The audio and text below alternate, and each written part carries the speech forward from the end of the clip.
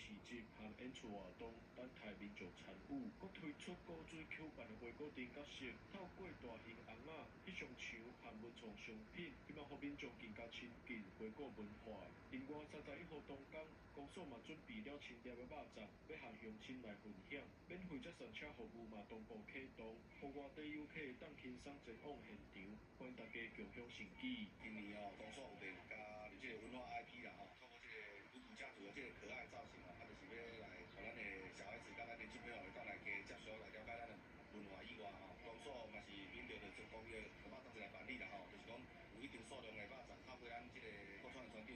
送給咱的弱勢的這個住戶啦互因佇個肉粽節之前先享用着肉粽，肉粽是這個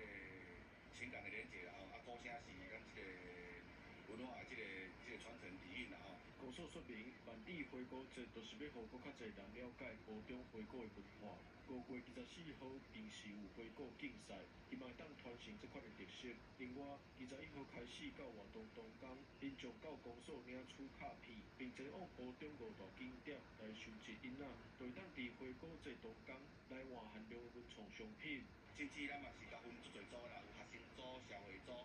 因公開這個庭數去招啦就5月20日。伫個大埔的巡天橋嘛，伫個咱5月31日是暗暝安尼，透過這個競賽點，互大家參與外賣外地人感受咱高中這個花果文化這個魅力